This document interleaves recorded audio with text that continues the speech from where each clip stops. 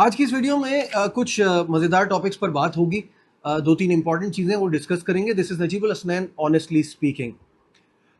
भारतीय बोर्ड वैसे तो दुनिया भर में मशहूर है कि सबसे स्ट्रांग और सबसे अमीर बोर्ड है, लेकिन पाक भारत मैच को अपनी मजबूरी बताता है। जी हाँ, एक भारतीय ऑफिशियल ने एक इंडियन न्यूज़पेपर को इंटरव्यू दिया और उसमें उनसे वो सवाल किया गया जिसको हमने पिछली वीडियो में डिस्कस भी किया था कि formal English captain Michael Atherton कहते हैं कि पाक भारत मुकाबले नहीं होने चाहिए इस कशीदगी की सूरत हाल में, क्योंकि ये दोनों जो है अपना पॉलिटिकल एजेंडा सामने रखते हैं और गेम की स्पिरिट ख़राब होती है। जिस तरह वो हाथ मिलाने वाला या ट्रॉफी ना लेने वाला इंसिडेंट, उसकी भी उन्होंने एग्जाम्पल दी।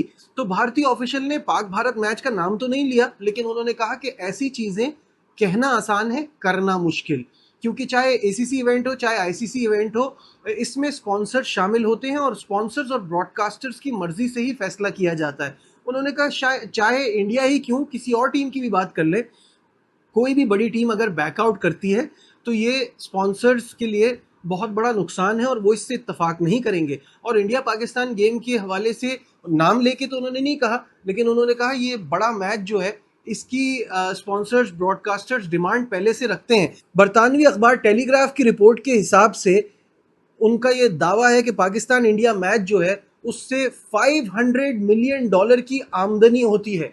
$500 मिलियन, सोचिए कितना बड़ा अमाउंट है। और इसको अगर हम पाकिस्तानी रुपए में कन्वर्ट करें तो 1 खरब 40 अरब के करीब बनता है। That is just ridiculous. तो इस अमाउंट को देखते हुए ये कहना कि पाकिस्तान इंडिया मैच ना कराए, this is the money maker.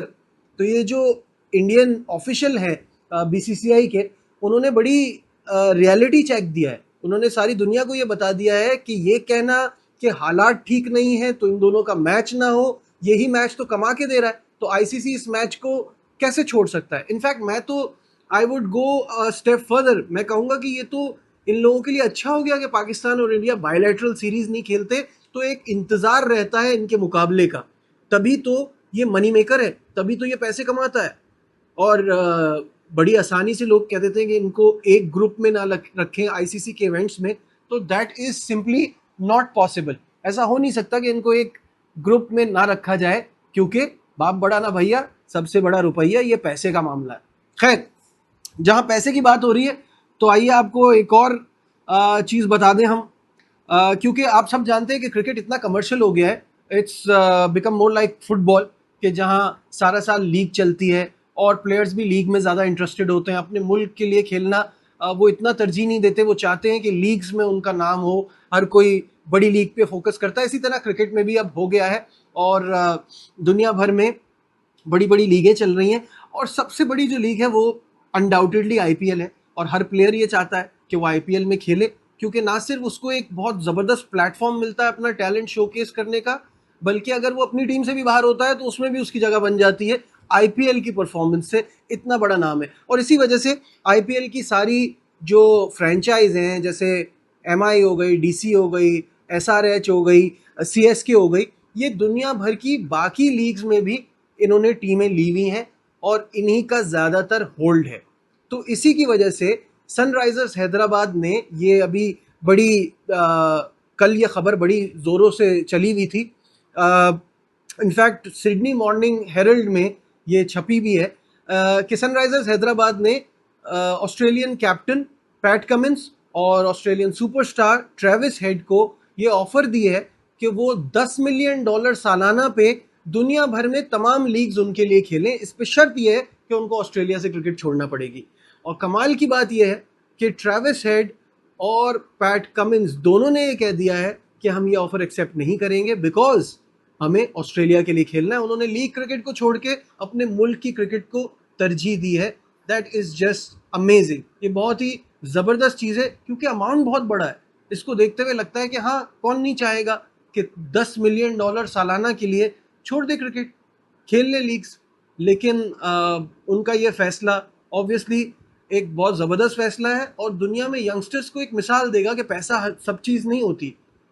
Leagues में जाना, खेलना, कमाना, ये हर प्लेयर का राइट है, लेकिन सबसे इम्पॉर्टेंट होती है आपके मुल्क की क्रिकेट, और उसको तरजीह देना, ये ज़बरदस्त बात है।